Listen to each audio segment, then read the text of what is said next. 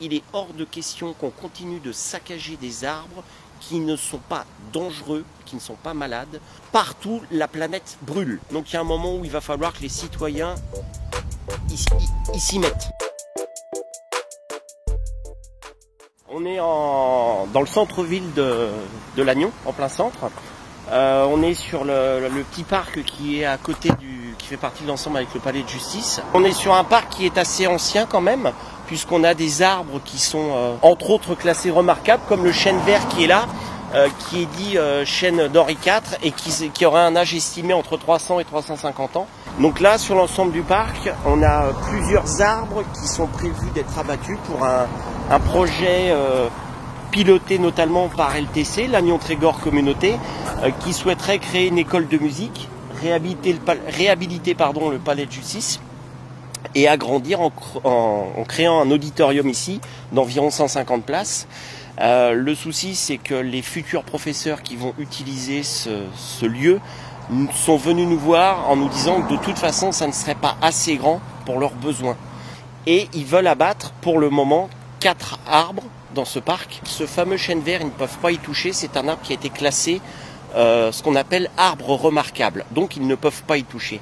Mais là, au niveau de la barrière qu'on peut observer qui fait le tour de l'arbre, il va y avoir, ils vont creuser le sol tout simplement, donc ils vont injecter du béton, ce qui fait qu'ils vont couper un certain nombre de racines de l'arbre et ça va compromettre l'état de santé de l'arbre.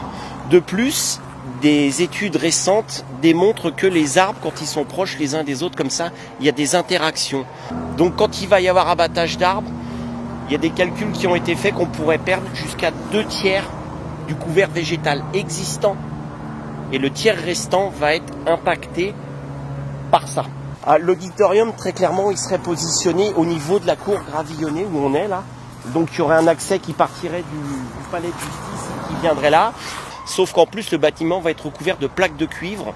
Donc le problème, c'est qu'une fois qu'on a l'eau qui va s'écouler le long de ce bâtiment, ça va ruisseler, le Léguerre est juste là. Il y a un petit ruisseau qu'on va voir tout à l'heure qui coule dans le fond du jardin avec une source. Et là où c'est terrible, c'est que ce petit cours d'eau n'apparaît sur aucune carte. Donc on ne peut pas faire appel à ce qu'on appelle la police de l'eau. Le petit cours d'eau va être busé, il va être enterré, supprimé. Je pense que ce bâtiment, on peut en faire un lieu de vie pour Lannion, pour mettre des associations environnementales.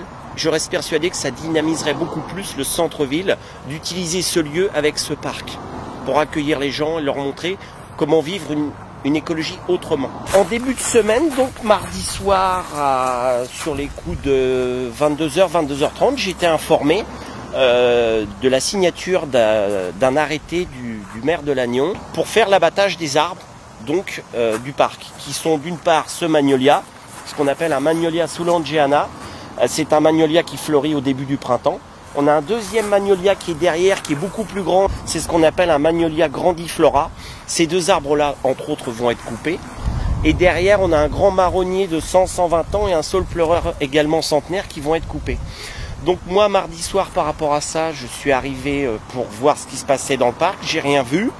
J'ai pris la décision de revenir le lendemain matin très tôt. Donc je suis arrivé mercredi sur les coups de 6h, 6h30. Et dès 7h30, il y avait quelques personnes qui commençaient à être regroupées. Donc j'ai attrapé un jeu de corde et une échelle. Et en fait, je suis grimpé dans le marronnier qui est là-bas dans le fond du parc. Voilà le fameux marronnier dans lequel je suis grimpé mercredi matin.